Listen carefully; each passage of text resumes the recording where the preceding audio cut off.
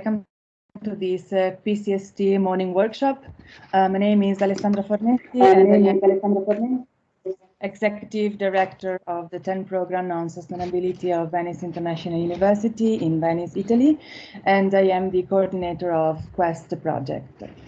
In this hour, we will share and engage you in the research findings on policy incentives and toolkits for quality science communication as one of the key and most recent outputs of Quest research. Quest is a Horizon 2020 project that will, unfortunately, I would say, conclude in July after 2 years of work. It investigates quality science communication, especially in journalism, social media, and museums, with the goal to promote tools such as reports on the state of the art, but also podcast guidelines and so on, that can support science communication stakeholders, including scientists themselves, to produce quality science communication. In our research, we applied a specific methodology based on co-design. Namely, we directly engaged scientists, researchers, communicators, media officers, journalists, and others in order to collect their needs and hence design with them those tools. The workshop of today presents the results of this co-design activity and the recommendations that followed for incentivizing quality science communication for scientists and professionals. In the first part, my colleague Ilda Mannino will give an overview of the recommendations that we developed. In the second part, we invited 3 stakeholders to share with us their good practices that strictly relate to our policy and incentive recommendations, in order to show how to pass from the principles to the practice and possible ways of implementation. In the last part, Matteo di Rosa from the Italian National Agency for European Research, as Quest partners and co-author of the recommendations, will guide you in an exercise to validate our recommendation by means of their prioritization. So in this last activity, we will use a Slido, but he will guide you through the whole system. I invite you to use the chat for asking any question during the whole workshop. And I leave the floor to my colleague Ilda Mannino. She is the scientific coordinator of the 10 Program of Sustainability of Venice International University, and she also the scientific coordinator of the Quest project. Okay, Ilda. Thank you, Alessandra, and good morning to everybody. So as Alessandra anticipated, we'll now go through the set of policies and recommendations that we have been developing within the Quest project for supporting quality science communication. Just let me 1 second, because the presentation is not going on.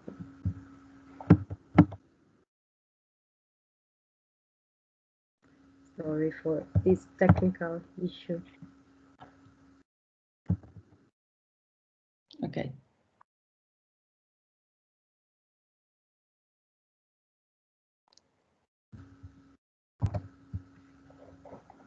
It doesn't work. Sorry. Ilda, do you want me to share it with you, and then you just tell me when I have to change the slide? Okay, yes. Yeah, let's try like this. Okay, so let me try just one more time. Yeah. Otherwise, we can go in the other way. Okay, this one. Okay. Great. Okay, so as I was saying, we developed this set of recommendations for policies and incentives to promote quality science communication, taking into consideration the science communication ecosystem, starting from the scientist, focusing then on 3 key media, journalism, museums, and social media, up to the public. And what we did together with the key stakeholders was to start identifying the barriers and challenges for each of these areas. And starting from this, also to take into consideration what policies and what incentives could tackle them. But as Alessandra anticipated, to pass from the theory to the practice, we also went through an overview of different good practice for each of these recommendations. And in parallel, we carried out a literature review to give solid basis to the recommendation themselves. So starting with the recommendation, in particular with the research institutions and scientists, so what we can recommend in this area. This scheme represents in some way the complexity of this scenario. So as you can see in the circle, there are many barriers to tackle. We identified 10, but this was not unexpected because we have to take into consideration that communication to the public is not the core business for scientists and their institutions. But what is encouraging is that in the square, you can see that we also were able to give several recommendations on how to tackle them. And these recommendations involves several actors represented by the lines. So the different colors represent different actors like the institutions themselves, but also governments at the EU or a national level, or agencies for evaluation, funders, and so on. So going more in depth on the challenges. So at the top, we can see that there is the fact that the public engagement and the science communication still plays a marginal role in the institutional strategies several times. Even if today there is a broadly understanding and awareness that this is part of the role of the institutions, of their third mission, and also of a responsible research and innovation. But linked to this, we can see that there is also a lack of recognition of science communication activities for scientists, both in terms of working time that they are allowed to spend for that, and also in terms of reward, both at career and other kinds of rewards like funding for research and so on. Another key aspect is the fact that even when science communication is assessed and rewarded, there is more an assessment of the quantity instead of quality and impact. And then there is the issue of skills. So several times researchers are not skilled and trained to carry out science communication to the large public. And they have also tensions with the communicators of their own institution that could support them in this work. And tensions were also underlined in the relation with the media, for instance. So the scientists fear that the media in several times can banalize their messages or sensationalize them. And then we also saw that there is still a need for going on with the research on science communication, but also on passing the findings of the research to the scientists and other practitioners. Another issue, general issue, is the gender bias that we can see. If you look at the people, at the scientists that present at public events or that are reported by the media, they are mainly still male.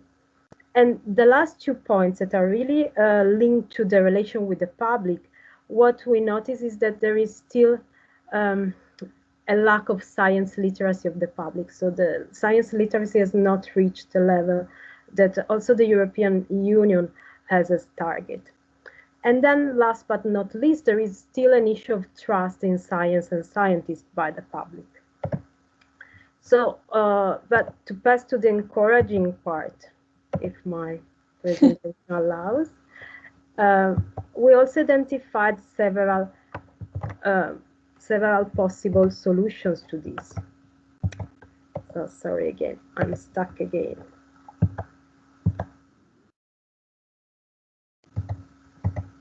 Okay, here we are. 17, so it's a big number that we cluster in 6 big groups. The first one is that we really need to promote strategic, ethic, and collaborative science communication in research institutions. So first of all, these institutions had to embed science communication in their policy and strategic documents. But there are also other strategies that should be adopted, like to establish unit for science communication within the research institutions. And we will see one good practice specific on this later. Or promote a critical and ethical approach to science communication within institutions that go beyond the fact that they want to some way to marketing their own institution, but they should really play this third mission, this responsible research and innovation. And talking about the second cluster, here the issue is promote a reward of quality science communication. And first of all, this means that we need to revise also the valuation framework for science communication and public engagement, and reward quality science communication. So again, quality has to be the focus. The third cluster is about the development of skills, but also the provision of tools that can support quality science communication. So from the one side, training, on the other, provide and adopt also guidelines in this sense. And then we have the gender balance issue. So we need to promote the gender balance. What we did, for instance, in the Quest project, in the podcast that we released on science communication, we involved mainly female scientists to present. And then promote research, practice, and their interaction. So we still need research, so we need to support research on science communication, but again, we need to make the scholars on the topic to interact with scientists and other practitioners. Last but not least, coming to the public. So what we suggest is to promote the science literacy and use both the formal and informal and informal education on this. So for instance, the role of museums, as we will see, can be really strategic in this aspect. And but this has to be a dialogue. So what we recommend to develop is a dialogue with the public, not just the teaching method. Passing through the strand of communication, in these cases, we were more focused. We really wanted to tackle the issues that are not so tackled yet. And starting from the media sector and journalists, one structural issue that is really critical, of course, is the current economic sustainability of the sector. That we know is at a strange period. I mean, it's in a crisis, we can say. And this, of course, has an effect also in terms of job conditions of the journalists and work opportunities. So what journalists says is that they are under pressure today. And this reduces, for instance, the time available for fact-checking and debunking that is really critical when they report about science. But also the fact that more and more journalists find themselves to report also about science, even if they do not have the skills to do so, and they are not trained for that. And the last point is the relations with the scientific institutions and scientists. So we saw that there are some tensions that are perceived from the scientist point of view, but there are also tensions that are perceived by the journalists that say that they are really submerged by the press releases of the research institutions, for instance. So what we recommend to tackle these issues? So first of all, we should really work for enhancing the job conditions. And the media sector itself can play a critical role in this, but they shouldn't be alone. So there should be also the governments, European Union, that has to promote these new media. Other aspect is that journalists should be trained, also the generalist journalists, to report about science. And fact-checking has to become, again, a critical task of the journalist. Another point on which we will have a good practice reported later is the networking between the journalists and the scientists to create a more positive interaction, so to overcome the tensions between these two areas. And another interesting recommendation is the fact that science should be more covered by the media. So we know that it's not an issue today with the COVID pandemic, so the COVID is always on the news, but there is not much more science on the news at the moment, while it should be a broad coverage of science. Passing to the museum here, the real critical point that we identified with the stakeholders is the need of for museums to play a role in terms of inclusiveness and engagement of a various audience. So not those that usually go to the museum. It should be enlarged, but trying to find a balance between dialogic and educational role. So again, what we want to promote is a dialogue between, in this case, the museum practitioners and the public. But what we also observe is that in many cases, the museum practitioners are not so trained for embedding the previous two critical aspects. So the recommendation that we give are really strictly related to these challenges. So what we want is that the museum adopts strategies to become more inclusive and promote the dialogue. And again, we will see a good practice later on this. And last but not least, again, training of the practitioners to carry out these activities. Last but not least, talking about the social media are the new media, we can say, even if it's not so new anymore, that have big potential in terms of reaching a large audience and engaging a large audience in science. But as we know, there are also many challenges. When we talk about social media, the misinformation issue comes always to our mind, even if as our group or expert on social media always underline that misinformation is not caused by social media, even if they can play a role in spreading the misinformation. Another aspect that is really characterizing the social media is the polarization issue. So the fact that people on social media tend to talk with those that have their own thoughts. So there is not an open-minded role of the social media. And also related to this, we see again the lack of social media skills from those that communicate through the social media, but also in terms of social media literacy by the users of social media. Another interesting issue that was raised is the poor reputation of social media. So those that use social media to communicate about science are not seen, especially in the academic world, in a good way by their peers. And this is something that we found in general for the scientists that communicate about science, but also when it comes to social media, they have a lack of time and rewards for this activity. And again, we still need to carry out research to understand social media better. But in this case, the current platform regulations are not really in favor of this research because they put a lot of restrictions. So again, what to do, what we recommend to work on this, to tackle these issues. First of all, promote literacy. So we need that people know how the social media works and also how to detect, for instance, the fake news. And to do so, it's really important to work by example. So promote good practices on social media communication. Another point is promote research on the topic. Train those that have to communicate or want to communicate through social media about science.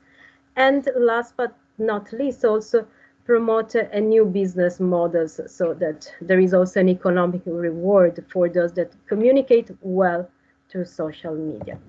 So coming to the conclusions, as you have seen in this quick overview, there are several challenges, but there are also several recommendations that we could find to tackle these challenges. Some of them are really strand specific, but some are common and transversal. And this is related in particular to the fact that what raises fundamental is the collaboration among the different actors. And what can be seen as a strategy that can tackle a specific issue in one of the strands, at the end can really have impact, positive impact also on other challenges, on other strands. And last but not least, what we saw is that in general there is a need of training. So people that communicate science through the different media needs to be trained and to have support tools. And just to conclude, what we did in the Quest project, it was in fact to try to develop this kind of tools, supporting tools. And we gathered them in the Quest toolkits that, as you can see here in the list, gathers a lot of tools, a lot of tools that can support those that want to communicate science through social media. And we invite you to go and give a look to these toolkits and download what you need. So I would conclude here. I don't know if there are any questions that were raised on the chat, or if there are now. But if any question come to your mind, please just write it down on the chat and I will answer directly here. Also my colleagues that contributed to the development of the recommendations, and we will answer also later. So thank you for your attention. Thank you, Ilda. Let me remind that the recommendations are not yet published on our website, as they're not, they need some extra weeks to be official, because we need a recognition from the European Commission as one of the deliverable of the project. But as you see, the study is completed, and but of course we are glad to include any observations that might come out from this activity of today. So if there are not questions right now, I would pass to our second part. And as I said, we have invited three speakers, three stakeholders that already participated in the study and in developing our recommendations by sharing with us some good practices that they already implement in their fields, namely in journalism, in research institutions, and in museums. So if you don't mind, I will start with Yves Sciama, because I know he has some time concern. Sorry, Valeria. Because, I mean, yeah. And so Yves is a science journalist. He's also vice president of the French Association of Scientific Journalists of the News Press. So Yves, the floor is yours. Thank you, Alessandra. Is the sound correct? Yeah. Can I talk? Okay. So I want to talk to you this morning about an activity we've been doing for 12 years with my association.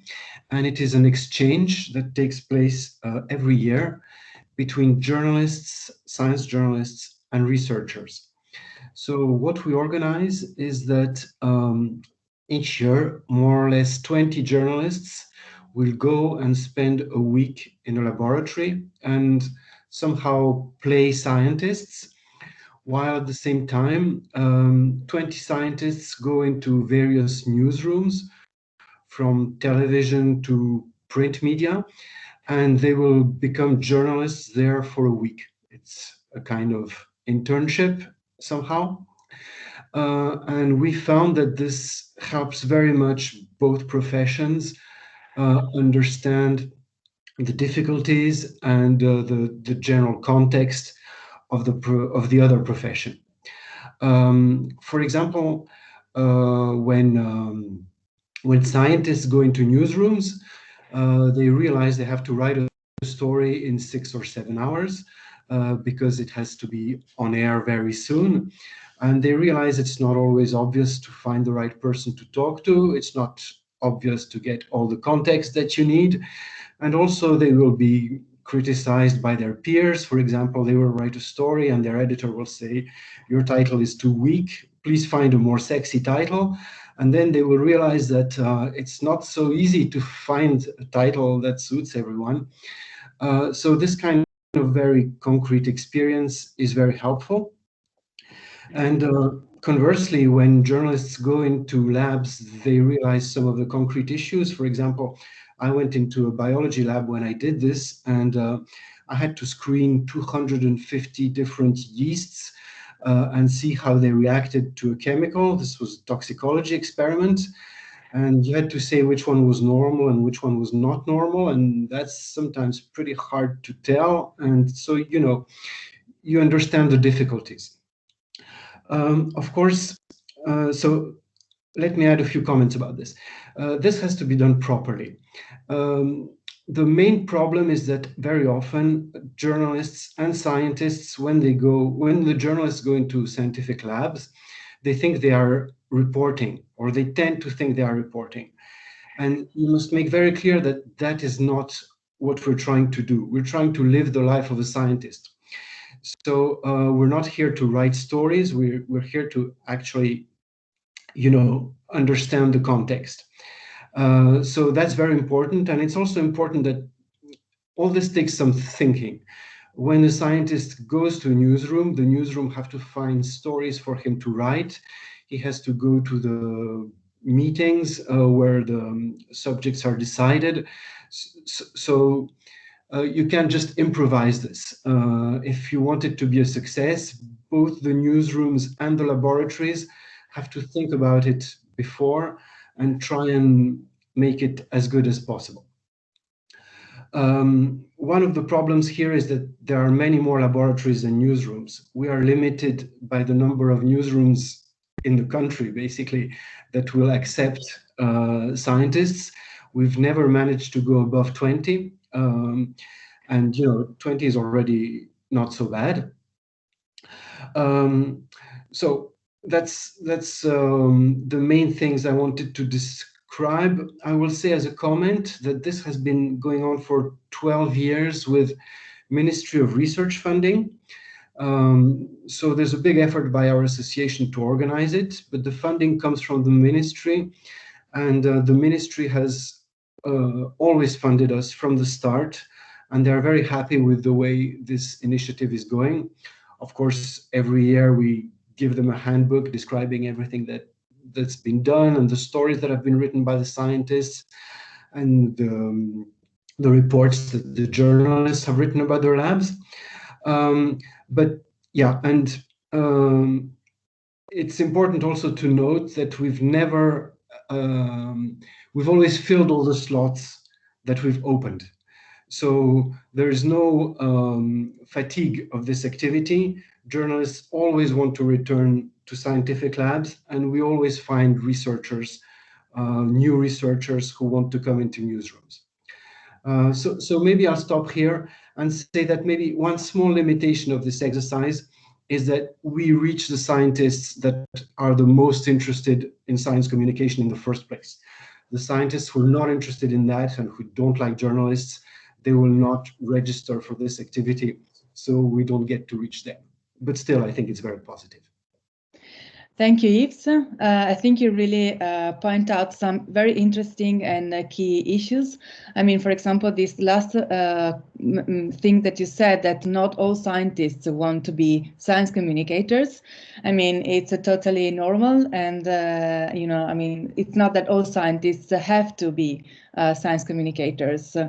But it is important it would be important that all of them have a basic training of what means to communicate science. And I think it's really nice that you said that the seats available, the available positions for having this kind of activity, both from the journalists and scientists, are always full. So meaning that it's a proof of success, certainly. And I'm sure that this activity really helps to build trust, you know, among scientists and journalists, which is one of the barriers that were mentioned in our presentation before. And last thing, of course, the support of the French ministry. It's a Ministry of Research.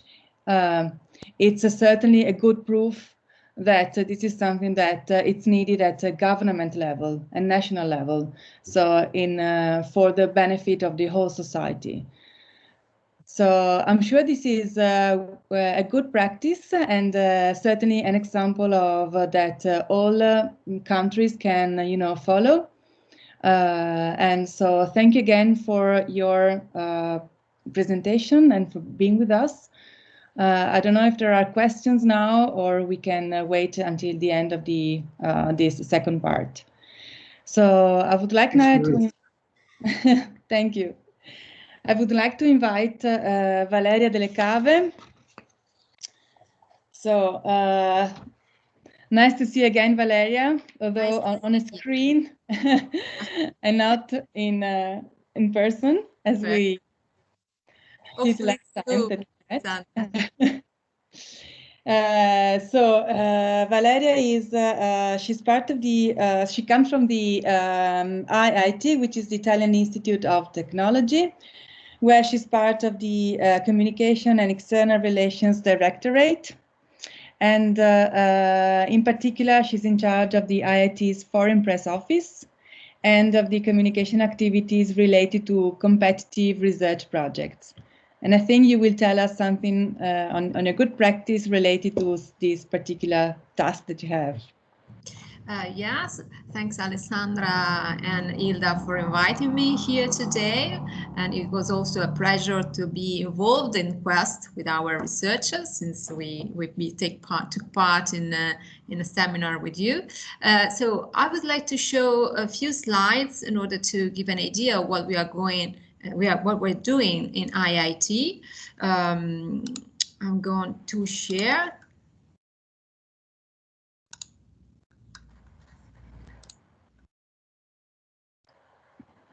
Okay.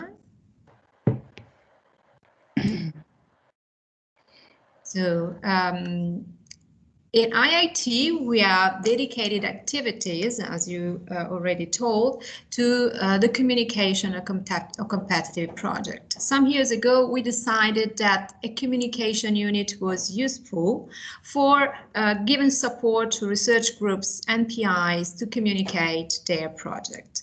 Then, since July 2019, I'm also in charge of Foreign Press Office, which is an activity which is very much related to the one of the communication and the competitive project.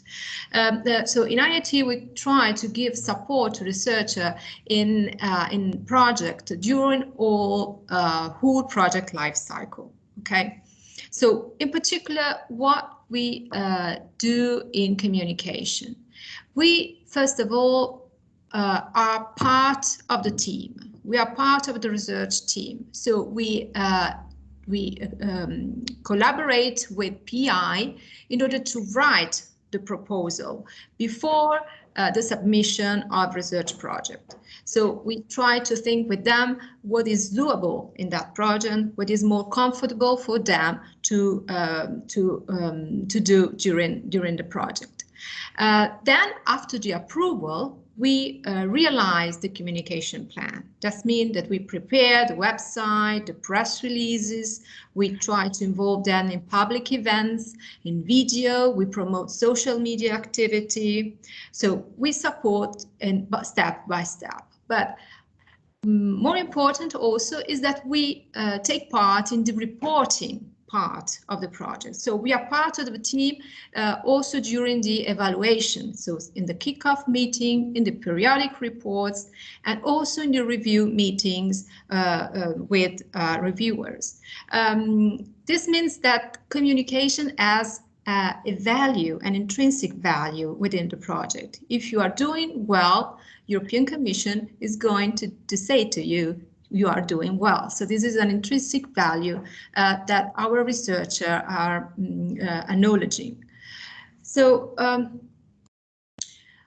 and of course, communication for us is also effective relations, interaction.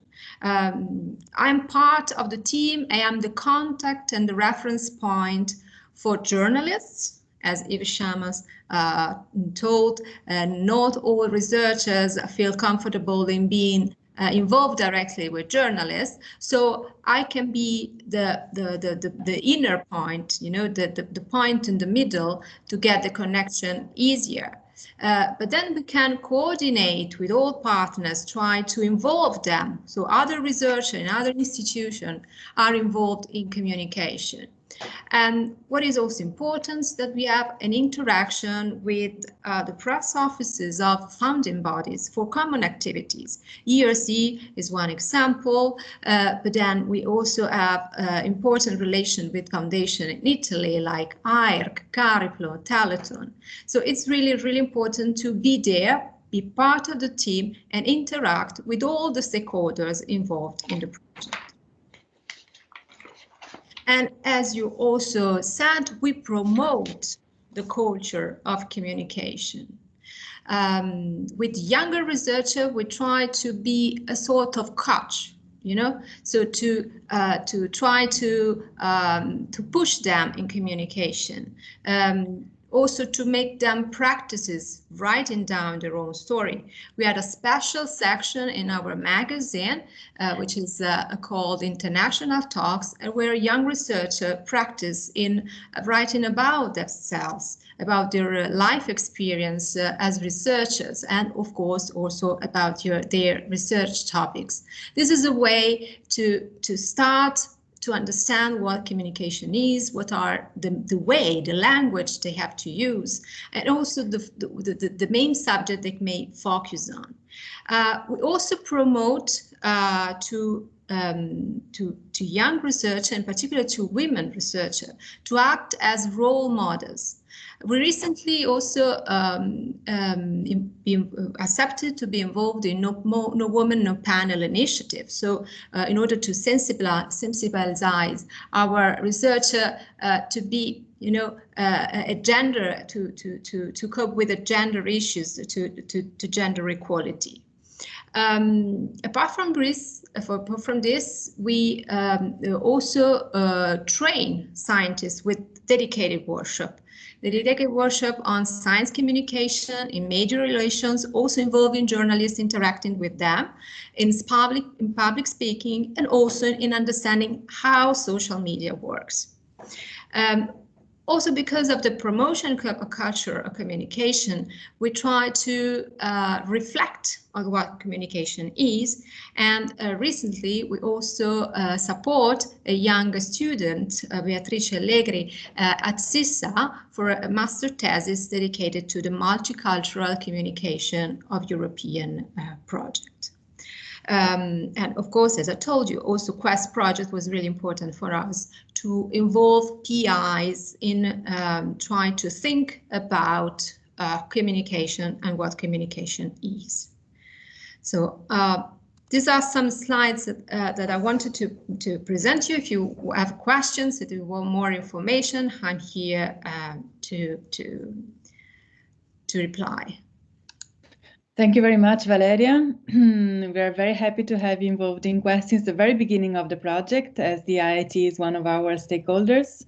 And you also point out some very interesting things like, you know, communication being part of the project since the beginning and not just like the last part of the research, both in European project, but also with the beautiful work that you're doing with your researchers within IIT.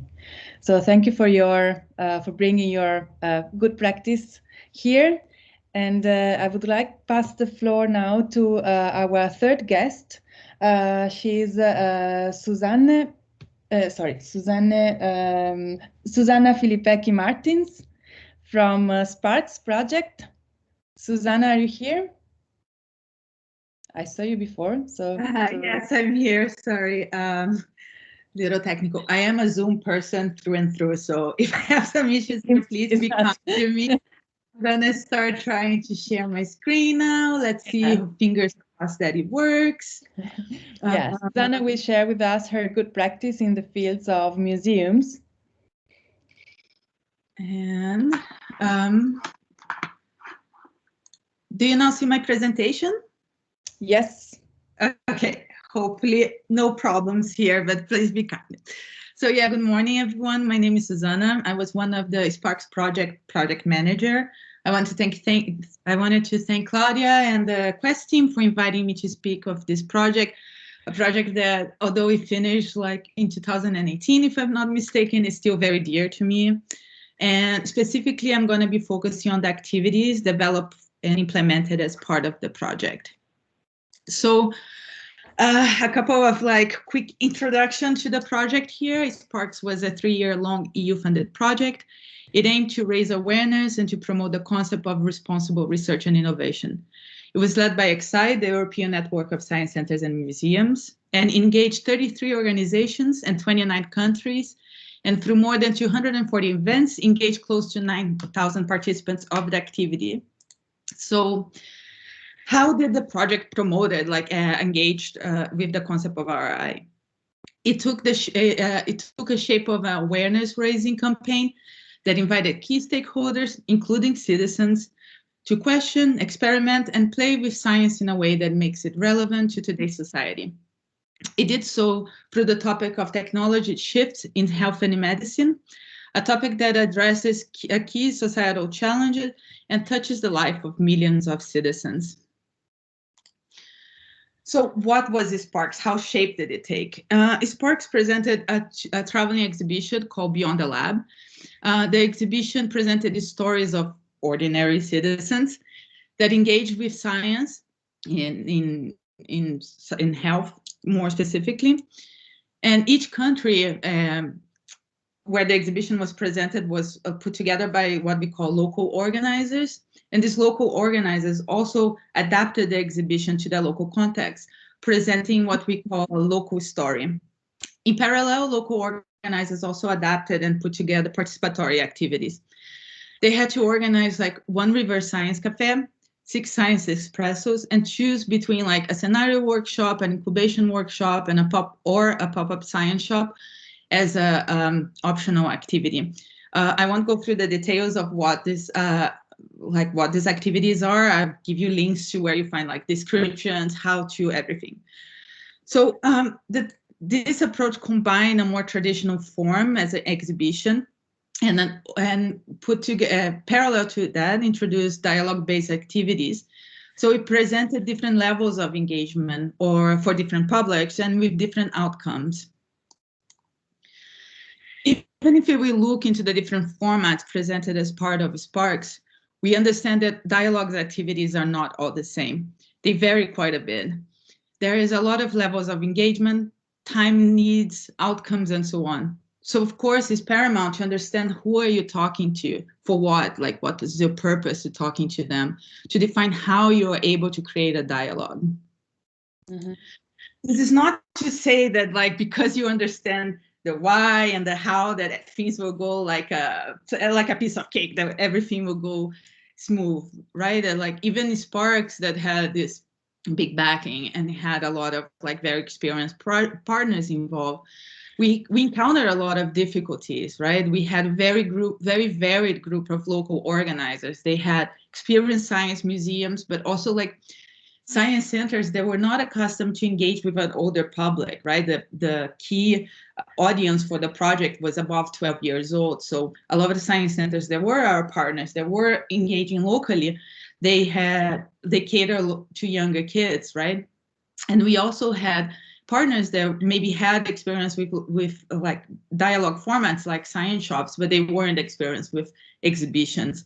So that meant a collaboration where the project and the partners that developed these formats, that developed the exhibition, were available for training and to hold hands to deal with local partners. Another key to the success of the project was the role like local partnerships played. These local partnerships could be like research centers, NGOs, other organizations that provided local context, local researchers, a community, experts that together with like the formats and the know-how and their local understanding and their local landscape helped local organizers implement a project that was very important and relevant locally. So building these constellations allowed very interesting outcomes for the individual activities. We understood that the public felt informed about the topics that these activities brought and the way research and innovation takes place. It also like allowed local research organizations to have access to the public and to hear new research inputs. In certain organizations created strategic and action plans to address the issues that they were bringing to the discussions and these dialogues. It also, like, allowed for new collaborations and improved and fostered the relationship between the researchers and the general public. And to look into, we did a participants, like a audience research after they participated in the activity or they attended the exhibition. And we saw very positive trends coming out of this questionnaire that we implemented. We saw that the public felt very inspired to continue the discussion after the event. They felt strongly engaged in the different activities. And they also said that they were interested in participating in similar type of activities in the future. Very interesting as well, it created this understanding that science centers and museums are venue conductive to creating this dialogue, to hearing, to a place where they could feel heard and engaged with science in different levels. Mm-hmm. So, of course, it's a very short, like a small talk. I try to demonstrate very clearly that engaging with the public in open dialogue can have very interesting outcomes for the public, for the museums, but also for the local research and innovation landscape. Here are some links that provide like a clear explanation of what are the activities. We, for the project, also created a very like hands-on detail activity toolkit that explains step by step like what kind of activities you can implement, how do you implement them. There's also this capture learning report. There's some links here. I'll be happy to share my slide in the presentation. And yeah, so if you have any questions, feel free to contact me. I don't work with Sparks anymore, but I'm also always very happy to talk about this project. It was such a beautiful experience to create this community and to see the communities like develop and pop up within the local organizers landscape as well. Thank you, Suzana. If anybody understood that something I said, like, please tell me, because your presentation was really very clear. And I think it's a great value for, as you said, all the research institutions, the local communities, and for the citizens in general, also to improve their science literacy. So I think these efforts and this work on museums is really very important. Let me just mention that in our Quest project, we have also a partner working on museum, which is Science Gallery Dublin. And really thank them for their support in also in this recommendations work. So before passing to the third part. Sorry, go ahead. No, I just to joke that they were partners Sparks as well, so they know Sparks very well. So. Perfect. And so before moving to the third part, let me just mention that, as you know, Quest also focused a lot on social media. Unfortunately, the good practice that we wanted to bring in the social media context, the representative from Cambridge University could not be here with us today, but we would like to share with you, and we will do right now in the chat, the good practice that they developed, because it's really very interesting. It's called Go Viral. And it's a game designed in partnership by Cambridge University and the UK government that helps the public to protect itself against COVID-19 misinformation. So the focus is fake news and social media. So if you're interested in this topic, please visit this link of their project. So at this point, if there are not specific questions, we will, I leave the floor to Matteo Di Rosa. As said, he is from the Italian National Agency for European Research, APRE, and he is a partner in Quest project. So thank you, Matteo. And I leave the floor to you, that you will explain directly everything to the participants. Yeah, thank you, Alessandra. Good morning to everybody. And the last session, we will take, I think, just 10 minutes, 15 minutes. The idea is to validate the recommendation told before by Ilda in the first part of the workshop. So to do it, it's important to join Slido. The website is www.slido.com. I will share my screen. In this way, we can comment the results in real time. Okay.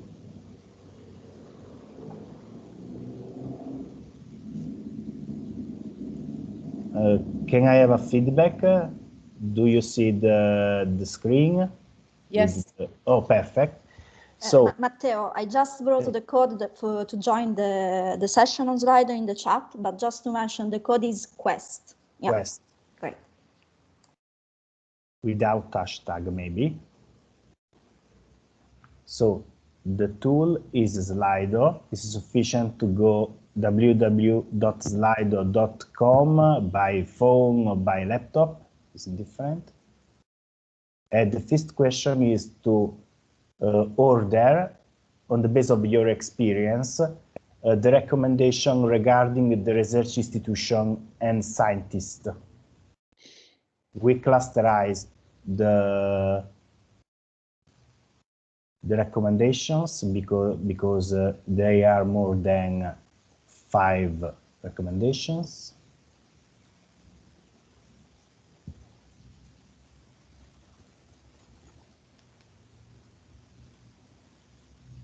Okay.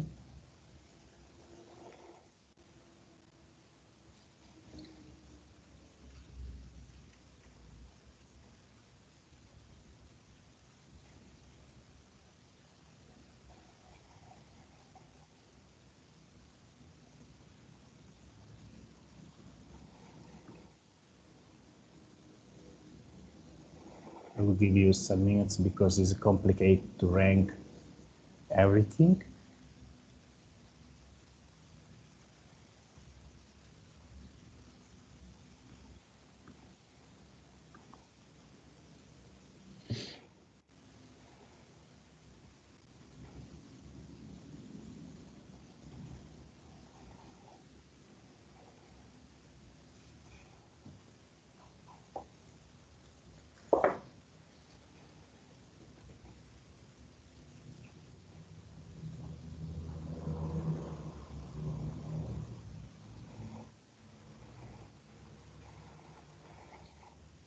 Well, it's very interesting to note that there is any specific rank about the recommendation. Okay, other 1 minute and then we can go to second question.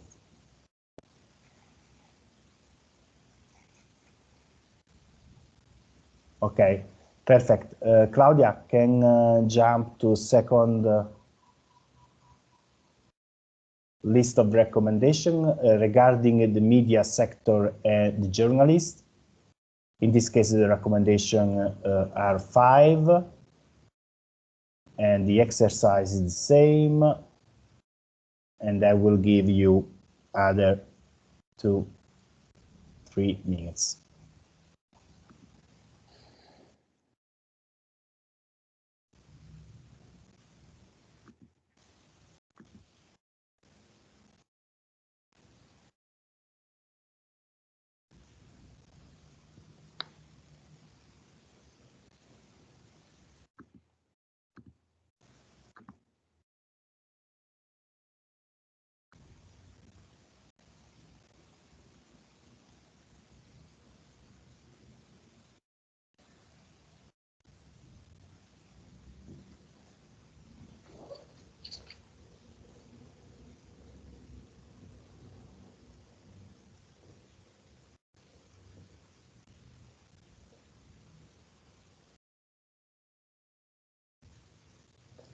In this case, the rank is more clear than the previous one, because the training activity to increase the science literacy of journalists is considered the most important recommendation, followed by the second recommendation related to promote and support fact-checking and mining of sound science news.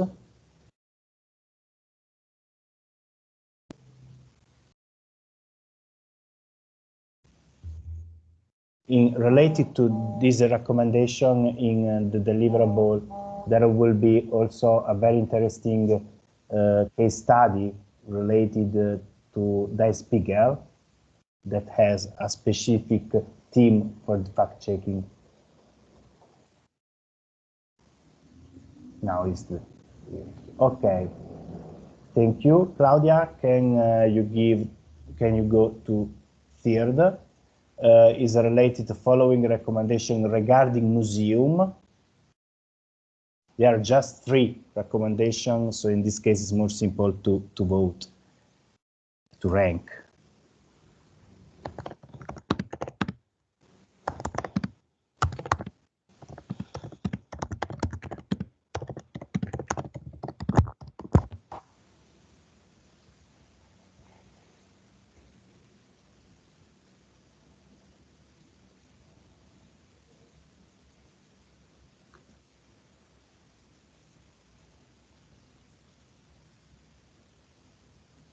In this case, the most important recommendation is related to encourage museum to become a more socially equal and inclusive space.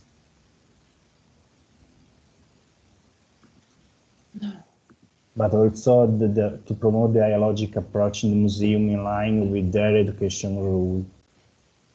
Less important is the training activity for museum practitioners. Okay, Claudia can to go in the last. The last question is a related recommendation on social media. The social media is the new media, as Ilda told before.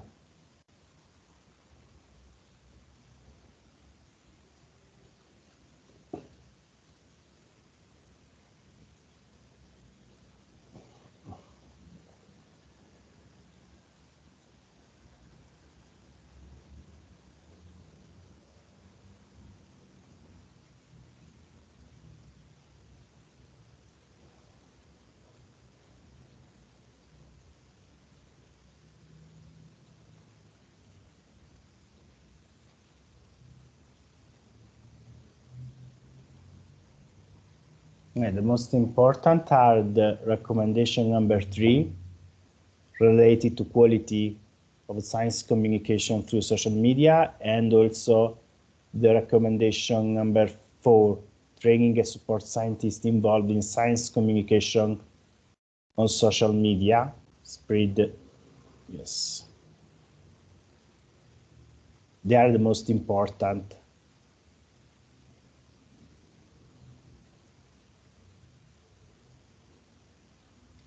The less important is for you is to encourage new business model for science communicators on social media.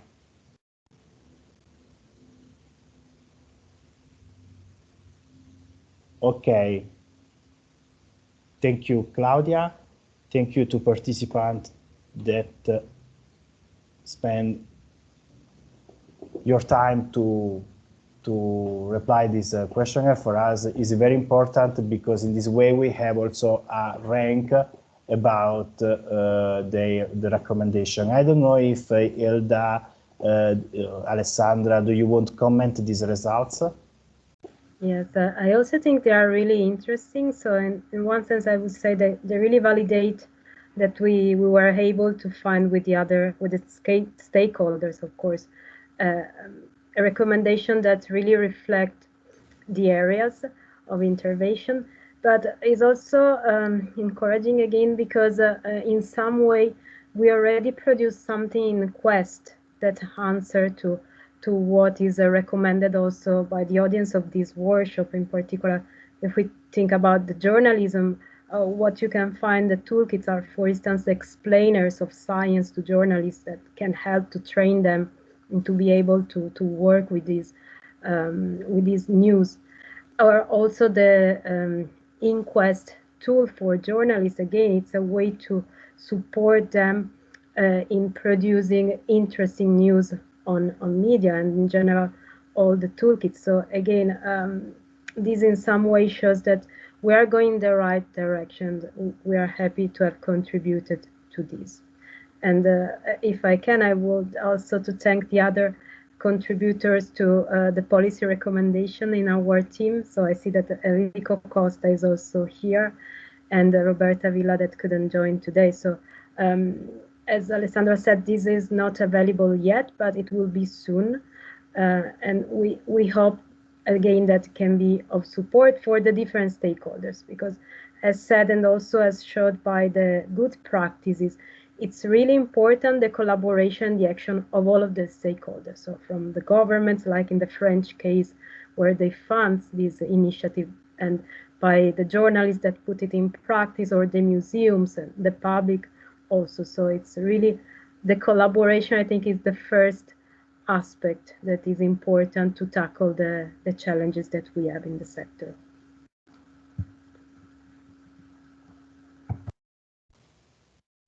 Thank you, Ilda. Alessandra, the floor is yours to close the meeting. Yeah, so if there are not further questions from the participants, let me also thank all of you for being with us today. As I said, the quest will unfortunately finish in a few months, but we will have some more events open to the public, where we will be at the PCST with a panel on some of the main reports on the state of the art of science communication. So please follow PCST conference, because it will be very interesting. And there will also be a quite important event. It will be in Italian, I think. Enrico, tell me if I'm correct. But it's quite interesting because it's on trust, and will be disseminated by our partner, the University of Ca' Foscari.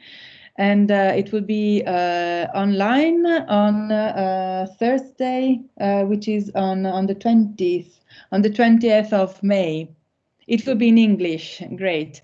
Okay, so if you want to have more information on this event, please visit our website, and there will be a list of other events on the different strands and outputs that the project has produced. So thank you, Stephanie, and thank everybody. Yes, it will be live on Facebook and YouTube of Ca' Foscari University of Venice. So please connect with Facebook and YouTube of Unive.